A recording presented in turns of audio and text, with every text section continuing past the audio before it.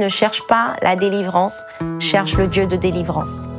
Qu'est-ce que ça veut dire? Ça veut dire que beaucoup de gens vont dire « il faut que je sorte de l'impudicité, il faut que je sorte de la pornographie, il faut que je sorte de... » Non, ou même « il faut que je sorte de la peur, du rejet, etc. » Mais en fait, il ne faut pas chercher à sortir de la prison, il faut faire venir Dieu dans sa prison. Bonjour, bienvenue à notre émission Femmes en réveil. C'est la deuxième partie avec Pasteur Juliana aujourd'hui. Elle nous a partagé une première clé qui est celle d'être passionnée du Saint-Esprit, passionnée de Dieu pour pas être dans les œuvres de la chair. Et aujourd'hui, on va écouter d'autres clés et éventuellement aussi d'autres conséquences qu'il y a de ces péchés sexuels qu'il ne faut pas qu'on garde dans nos vies. Totalement. Bonjour à tous. Alors oui, parce qu'en réalité, c'est important de comprendre quels sont les pièges, les fléaux qui sont relatifs au péché sexuel. Parce qu'en fait, les gens se disent, en fait, ils voient derrière le péché sexuel, ils voient la partie de plaisir, en fait. Ils se disent, moi, je veux juste prendre mon pied, je veux juste m'amuser. Mais en fait, ils réalisent pas qu'il y a des vrais fléaux. Et par exemple, dans Apocalypse 18, justement, le Seigneur parle, il dit, en parlant de Babylone, la grande prostituée qui pousse les gens à l'impudicité, il dit, n'ayez point part à ces fléaux. Dans Apocalypse 18, verset 4, n'ayez point de part à ces fléaux, parce qu'il y a des fléaux qui sont liés à l'impudicité. Et parmi ces fléaux, justement, beaucoup de gens ne savent pas que chaque rapport sexuel, ça c'est la première des choses, c'est que à travers chaque rapport sexuel, vous tissez des liens. Donc le péché sexuel, il n'est pas anodin en fait. À chaque fois que j'ai un rapport sexuel, je m'attache spirituellement. Je crée un lien, une passerelle, un pont avec la personne avec qui j'ai eu un rapport sexuel. Ça peut être une aventure d'un soir, mais cette aventure d'un soir peut me causer des grands dégâts dans ma vie. 1 Corinthiens 6, verset 16, il dit « Celui qui s'attache à la prostituée est un seul corps avec elle. » Donc, quand je vais vers une femme qui n'est pas ma femme, ou mon mari qui n'est pas mon mari, vers un homme, qui n'est pas mon mari, en fait, il y a un lien, il y a un attachement, parce que le mot « s'attache », c'est un mot qui veut dire un lien, un pont, une passerelle. Et ce lien, ce pont, permet en fait aux esprits méchants de l'un ou de l'autre des partenaires de passer par ce lien, de passer par ce pont. Donc si par exemple dans la famille de mon partenaire sexuel, il y avait des esprits de mort, des esprits de blocage, des esprits pour détruire la carrière, etc. En fait, là où ces esprits-là agissaient simplement dans la famille de ce monsieur, en fait, ils auront le droit légal de venir aussi m'attaquer moi. Parce qu'il y a un lien de sang. Parce qu'il y a un lien qui s'est... Pas un lien de sang, mais justement un lien sexuel. Un lien spirituel qui s'est formé par le rapport sexuel. Parce qu'il y a des combats qu'on peut avoir dans la vie parce que ça vient de notre sang. C'est des combats générationnels. Mais il y a aussi des combats qu'on peut avoir à travers les rapports sexuels parce qu'on s'est attaché, on s'est lié spirituellement. Et donc, le lien, le pont, permet aux esprits méchants non seulement de venir déposer des dépôts sataniques, des malédictions de célibat, des malédictions de maladies. Je peux me retrouver avec des maladies qui étaient dans la famille, par exemple dans une famille, tous les hommes ont le cancer. En fait, à travers un rapport sexuel, en fait, moi aussi, je peux avoir cette maladie-là parce qu'il y a eu un rapport sexuel. Donc, non seulement ils peuvent, à travers ce lien, ils peuvent venir déposer des choses maléfiques, mais ils peuvent aussi tirer. En fait, c'est un pont qui se crée, qui fait que les esprits méchants peuvent déposer ce qu'il y a de mauvais et prendre ce qu'il y a de bon en moi. Voilà. Et ça, c'est le deuxième danger, le deuxième piège du péché sexuel, c'est qu'en fait, à travers le péché sexuel, le diable peut nous voler notre gloire. Il peut voler notre étoile. Il peut voler notre lumière. Chacun d'entre nous, le Seigneur nous dit, dès lors que nous sommes nés de nouveau, et même je pense que Dieu a créé tous les êtres humains à son image et à sa ressemblance à la base. Donc chacun d'entre nous est une lumière. Chacun d'entre nous, Dieu a prévu une étoile, une gloire, un éclat. Et personne n'est censé être banal, ordinaire, personne n'est censé galérer dans la vie ou être vraiment voilà, quelqu'un qui galère financièrement, professionnellement. Il n'y a pas d'éclat, il n'y a pas de splendeur, il n'y a pas de gloire. Mais en fait, souvent, c'est parce que cette gloire qui est attachée à notre vie nous a été volée par le rapport sexuel. Donc je peux, si par exemple... et ça arrive souvent même en politique, ça se fait souvent, quand par exemple le président de la République voit son opposant arriver, en fait il va tout faire pour acheter la femme de l'opposant, avoir un rapport sexuel avec la femme de l'opposant. Donc s'il a un rapport sexuel avec cette femme, en fait par ce rapport sexuel, il peut vider le monsieur, il peut vider le mari. Et c'est ce que Salomon, qui s'y connaît en matière d'impudicité, c'est ce que Salomon explique, c'est dans Proverbe 5. Dans Proverbe 5, Salomon dit, 5 verset 8, il dit « Éloigne-toi de la femme étrangère, ne t'approche pas de la porte de sa maison, de peur que tu livres ta vigueur. » Et le mot vigueur, c'est le même mot qui veut dire ta gloire, ta splendeur, ton éclat. De peur que tu livres ta vigueur à d'autres et tes années à un homme cruel. Et tes années, c'est-à-dire que même ta vigueur, ton éclat, ta gloire, il dit, tu peux la livrer à quelqu'un d'autre à travers un rapport sexuel. Parce que le mot vigueur, c'est le mot out, qui veut dire éclat, fierté, gloire, splendeur, dignité. Et il parle de tes années que tu peux livrer, de peur que tu livres tes années. Et il dit même que tu donnes le produit de ton travail.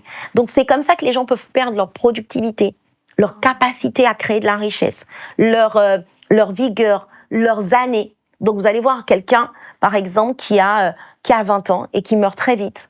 Ou qui meurt à 40 ans, alors que Dieu avait prévu qu'il vive peut-être jusqu'à 90 ans. Et à l'inverse, vous allez avoir des gens qui sont dans les sciences occultes, dans la sorcellerie, qui sont là jusqu'à 90 ans, parce qu'en fait, ils ont volé la gloire d'autres personnes, ils ont volé les années d'autres personnes. Donc, il faut pas jouer avec le rapport sexuel. En fait, excusez-moi le terme, mais le sperme, ce n'est pas juste un liquide, en fait. C'est vraiment une semence, c'est vraiment quelque chose de spirituel. Et en fait, dans ton sperme, parce que c'est par le sperme qu'on donne qu'il y a les spermatozoïdes, c'est dedans qu'on donne la vie. Même quand tu fais de la masturbation, en fait, c'est comme si tu es en train de jeter ta vie, tu es en train de comment dire ça, de t'en défaire comme ça. C'est vraiment, en fait, derrière le sperme, il y a ma vie, il y a ma vigueur, il y a ma force, et c'est pour ça que vous allez voir que les gens qui sont captifs du péché sexuel, que ce soit la pornographie, etc., ce sont des gens qui n'auront pas une grande estime personnelle. C'est très rare de voir quelqu'un qui est vraiment dans la masturbation, etc. Déjà, le diable va te mettre de la culpabilité. Il y a une espèce d'assurance que tu dois avoir devant le diable que tu n'auras pas, en fait, quand tu es dans le péché sexuel.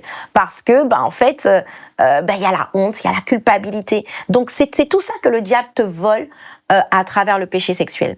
Est-ce que, Pasteur Juliana, tu as les personnes qui sont dans cette situation, qui reconnaissent, qui se repentent de leurs actes sexuels en dehors du mariage, comment tu pourrais les aider là, s'ils sont en train de regarder la vidéo, qu'est-ce qu'ils devraient faire? Déjà, la première des choses que beaucoup de chrétiens ne font pas, c'est confesser son péché. La Bible dit dans 1 Jean 1, verset 9, si nous confessons nos péchés, il est fidèle et juste pour nous pardonner et pour nous purifier de toute iniquité. Donc, le mot confesser, ça vient du mot grec homologeo, qui veut dire deux choses. Premièrement, qui veut dire la même chose que Dieu. Ça veut dire quoi? Confesser son péché, c'est appeler un chat un chat. Si je suis dans la séduction, il faut que je dise je suis dans la séduction. Faut pas que je dise non mais c'est rien en fait. Voilà. Tant que tu ne qualifies pas le péché par son nom tel qu'il est dans la Bible, en fait c'est comme si tu cohabitais avec ce péché et que tu essayais de le masquer. Ça c'est le premier point qui consiste à confesser son péché. Mais confesser son péché, c'est aussi avouer son péché. La Bible dit que celui qui cache ses transgressions ne prospère pas, mais celui qui les avoue et les délaisse obtient miséricorde. Tu as besoin de la miséricorde de Dieu pour pouvoir sortir du péché. Mais il dit, tu auras la miséricorde de Dieu si et seulement si tu avoues ton péché et que tu ne le caches pas. Parce que si tu le caches, tu ne pourras pas prospérer. Ton âme ne pourra pas prospérer. Tu vas rester dans l'impudicité. Et je reviens sur le 1 Jean 1, verset 9 qui dit que si nous confessons nos péchés, il est fidèle et juste pour nous pardonner et pour nous purifier du péché. Donc ça veut dire que, en fait, c'est Dieu qui purifie. Il y a personne qui peut dire, moi, je me purifie de l'impudicité. Non, il dit, il est fidèle et juste pour purifier. Et dans d'autres versions, il dit, il est fidèle et juste pour ôter le mal qui est en nous. Ça veut dire que c'est Dieu qui enlève ce mal, cette tendance à la séduction, cette tendance à la pornographie. C'est Dieu qui l'enlève. Mais Dieu l'enlève si et seulement si tu avoues ton péché. Et beaucoup de gens, au lieu d'avouer le péché, ils vont donner le droit d'asile à l'esprit d'impudicité, à l'esprit d'impureté sexuelle. C'est comme si, en fait, Dieu veut faire sortir, veut attaquer l'esprit parce que des fois, il y a des serviteurs de Dieu qui envoient des paroles prophétiques, des paroles de feu pour dire, voilà, je brise tout lien d'impudicité dans ta vie. Mais en fait, si toi, tu caches, en fait, c'est comme si toi, tu fais un barrage, un bouclier, tu protèges l'impudicité et tu lui dis, surtout, reste derrière moi. Surtout, tu ne seras pas atteint par la parole qui a été envoyée, mais tu caches l'esprit d'impudicité derrière toi. Donc, vraiment un conseil que j'ai envie de vous donner, ne culpabilisez pas, n'ayez pas honte. Il faut absolument en parler à une autorité, à une personne de confiance. Même, il y a des gens qui ont été abusés dans leur enfance, qui ont vécu l'inceste, qui ont vécu des actes contre nature et qui ont honte d'en parler. Moi, je peux vous raconter tout ce que j'ai vécu comme péché sexuel depuis mon enfance jusqu'à ma vie adulte, parce que je sais que une fois que le sang de Jésus m'a lavé, en fait, Dieu jette ce péché dans la mer de l'oubli. Amen. Et que la personne qui a commis tous ces péchés, c'est pas moi en fait. Voilà. Et c'est derrière, le diable va tout faire pour te dire n'en parle pas parce qu'en fait, il n'a pas envie d'être démasqué. Le diable agit, il est à l'aise dans les ténèbres. Voilà. Quand c'est caché, il est à l'aise. Donc ça, c'est la première clé. Avant de continuer avec Pasteur Juliana, je vais vous inviter à vous abonner à notre chaîne, non pas pour nous faire plaisir, mais vraiment pour que ce contenu puisse être vu par plein d'autres personnes, parce que nous croyons que ce que nous propageons, c'est vraiment la parole de Dieu et surtout des clés pour être libre dans vos vies. Donc n'hésitez pas à vous abonner. Donc, Pasteur Juliana, tu parlais aussi de la deuxième clé. La deuxième clé, c'est vraiment d'être conscient de la vérité. En Éphésiens 6, le Seigneur parle des différentes armes de Dieu.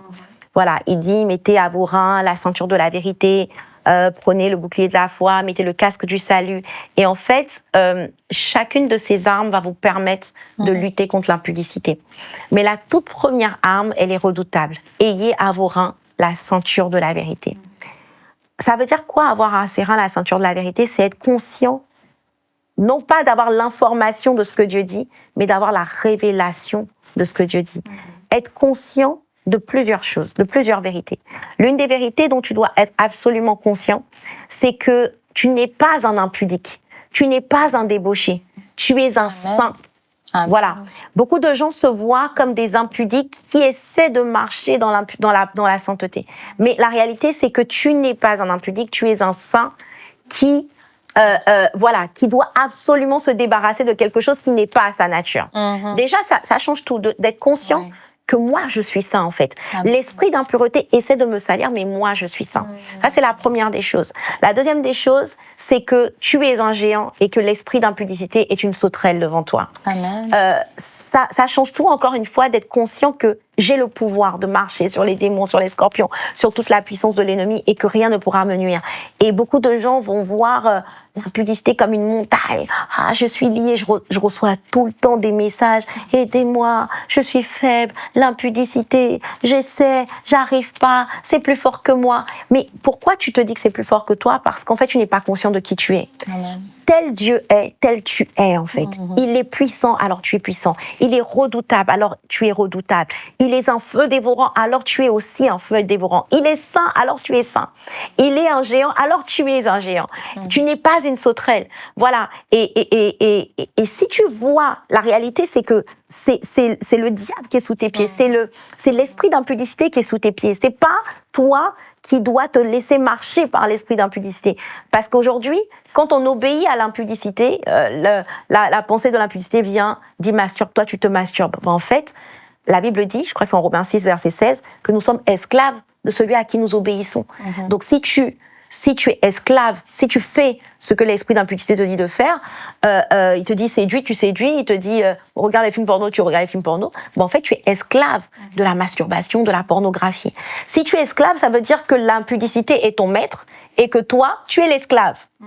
Ok? Donc c'est plus la peine de dire Jésus est Seigneur. Normalement, tu dois te dire l'impudicité est mon Seigneur. Voilà, ça c'est là. En réalité, tu peux chanter Jésus est Seigneur, mais si c'est ce que l'impudicité te dit de faire que tu fais, en fait, tu es en train de chanter un chant qui n'est pas audible dans le son, dans le monde naturel, mais qui s'entend dans le monde spirituel et qui dit en réalité, en fait, l'impudicité est mon Seigneur.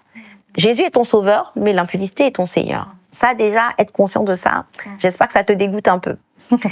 Et de réaliser qu'en fait, Jésus a tout mis sous nos pieds. Il a dit en Genèse 3, verset 15, que la postérité de la femme écrasera la tête du serpent. Amen. C'est moi qui suis censée écraser, prendre comme esclave l'impudicité, l'impureté sexuelle. Mais aujourd'hui, lorsque je me laisse asservir, c'est comme si c'est l'impudicité qui m'écrase. Donc, il faut être conscient de qui je suis en fait. Je suis un roi. Je suis à l'image du roi des rois. Je ne peux pas me laisser asservir par l'impudicité en fait. Voilà. Donc ça c'est une autre. On est toujours dans la deuxième clé qui est la conscience de la vérité. Être conscient de qui tu es. Tu es un saint. Être conscient du fait que tu es un géant et que tu es plus fort que l'impudicité. Troisièmement, être conscient aussi de ce qu'en réalité, l'impudicité, les démons du péché sexuel ont été déjà dépouillés. Parce qu'il dit dans Colossiens 2, verset 15, que Jésus-Christ a dépouillé les autorités, les dominations. Il les a dépouillés. Et en fait, toi, donc, le diable a été dépouillé. Il a été désarmé. Mais toi, tu as été réarmé. L'esprit du Tout-Puissant habite en toi. L'esprit de sainteté habite en toi. L'esprit de puissance et de force habite en toi. Donc, le diable a été dépouillé, mais toi, tu as été réarmé. Le plus fort habite en toi. Le Saint-Esprit. Donc, ne dis jamais je suis faible. Sois conscient que le plus fort habite en toi, en fait. Voilà. Donc, ça, c'est une autre clé, toujours dans la conscience de la vérité, qui doit te faire prendre conscience que tu n'es pas obligé de te laisser asservir par quoi que ce soit. Voyez. Donc, du coup, je répète juste les clés que tu donnes, qui est premièrement la passion pour Jésus. La deuxième, c'est l'identité. Moi, je le résumerais ça. Si tu sais être pas conscient de ton identité. Ouais, si tu es conscient de ton identité et de ton autorité, en fait. J'ai l'impression que c'est ce que tu décris par rapport à ta puissance. Voilà, la puissance du Saint-Esprit qui est ton autorité, l'autorité de Jésus face à tous ces démons. Est-ce qu'il y a d'autres conséquences, peut-être plus liées à la catégorie dont tu parlais, que beaucoup de chrétiens sont dedans parce qu'il n'y a pas de pénétration, il n'y a pas de relation sexuelle physique. Donc du coup, est-ce que tu as des clés pour cette catégorie-là, les pensées impures, la masturbation, la pornographie, tout ça? L'une des clés dont, encore une fois, le pasteur Yvan parle dans un livre qui s'appelle « Sortir des prisons intérieures », que je vous recommande vivement. C'est la clé des clés. J'aime beaucoup cette clé. Il dit « Ne cherche pas la délivrance, cherche le Dieu de délivrance ».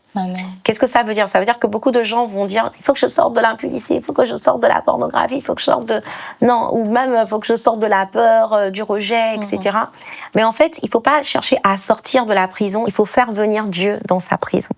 Ça veut dire quoi? Quand Paul et Silas étaient en prison, ils n'ont pas cherché des stratégies pour sortir. Ils ont loué Dieu au sein de la prison. Et Dieu est descendu dans la prison et les fondations de la prison ont été ébranlées. À force de chercher Dieu, et ça revient un peu à la première clé, de remplacer la passion charnelle par la passion pour le cœur de Dieu. De façon concrète, c'est quoi? C'est lorsque tu pries, ne dis pas « Seigneur, sors-moi, sors-moi, sors-moi ». Non. Quand tu pries, dis à Dieu que tu veux être tout entier à lui, en fait. Dis-lui que tu veux avoir un cœur passionné de lui, que tu veux être... Seigneur, voilà, j'ai des pensées impures, j'ai cette tendance à me masturber, j'ai cette tendance à séduire, etc. Mais moi, en réalité, je ne veux être qu'à toi. Que seul Christ soit visible en moi, que la sainteté de Dieu soit visible en moi, que l'amour de Dieu, la passion de Dieu. Regarde, quand je suis dans l'adultère, je trompe ma femme, je trompe mon mari. Mais moi, ce que je veux, c'est te refléter. Ce que je veux, c'est être tout entier à toi. Je refuse d'être un temple de cohabitation. Je veux être le temple du Saint-Esprit. Je veux t'appartenir exclusivement. Alors s'il te plaît, Saint-Esprit, viens me remplir, viens me posséder, viens m'inonder, viens m'immerger, que ma vie soit remplie de toi, remplie de toi. Et plus tu vas faire ça, plus ce qui va se passer, c'est que tu vas expérimenter le Dieu jaloux. Ça veut dire quoi? Ça veut dire que la Bible dit que Dieu est un Dieu jaloux. Ça veut dire quoi? C'est que, en fait, quand tu dis à Dieu, je ne veux être qu'à toi, Dieu dit oui, tu ne vas être qu'à moi. Et donc, le Dieu jaloux va descendre dans ta situation, descendre dans ta forteresse et se mettre à juger les esprits méchants qui te tenaient en captivité. Et il va te donner, il va te remplir et te donner la capacité de vaincre ce pourquoi tu te sentais faible.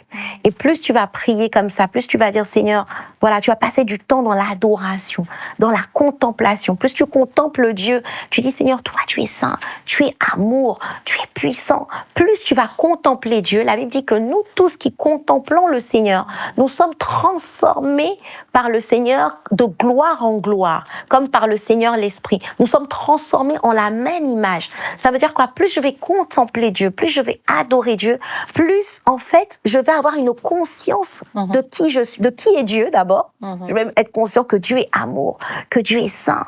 Et plus j'ai conscience de qui il est, plus j'ai conscience de qui je suis en fait. Voilà, tel il est, tel je suis.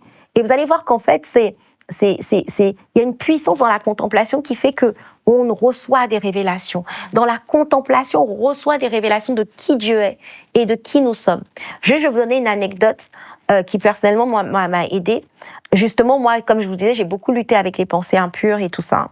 Et il y a eu 2 épisodes que j'aimerais vous raconter. Le premier épisode, c'est en fait à l'époque, j'ai découvert il y a une fois que j'étais déjà adulte que celui que je pensais être mon père n'était pas mon père. Et ça m'a vraiment déstabilisée parce que j'avais déjà plus de 25 ans, 30 ans.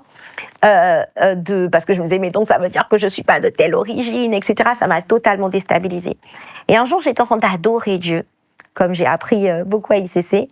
Et en fait, j'ai entendu le Saint-Esprit me parler et me dire, arrête de chercher ton père, je suis ton père. Wow. Et ça a l'air banal comme ça, mais ça a été une révélation qui a produit une transformation totale. Cette révélation a fait que j'ai plus besoin de l'approbation de qui que ce soit, ni de l'acceptation. Parce que quand une femme n'a pas grandi avec son père, elle va avoir le rejet. Et le rejet va beaucoup conduire à l'impudicité. Parce que la femme va vouloir se donner aux hommes juste parce qu'elle veut son affection. Et ça, c'était le premier épisode. Et le deuxième épisode que j'aimerais raconter aussi, c'est que moi, comme je disais, je luttais beaucoup avec les pensées impures. Mais comment je suis sortie de là? En fait, c'était pas avec une délivrance ou quoi que ce soit. C'était un jour, à force d'adorer Dieu, un jour, j'ai juste entendu grâce présidentielle. Et j'ai dit, mais c'est quoi grâce présidentielle? J'ai tapé sur Google. Et en fait, c'est quand le président de la République a le pouvoir, je crois que c'est une fois je sais pas si c'est par an, ou en tout cas une fois à l'occasion, de libérer quelqu'un qui normalement méritait d'être condamné. Et le Seigneur m'a dit, je te libère. Et ça a été, parce que c'était après des années d'adoration, non pas des années, mais après des mois quand même, de quête de Dieu. J'ai juste eu la révélation que c'était fini. Et que plus jamais les pensées impures ne pouvaient me dominer.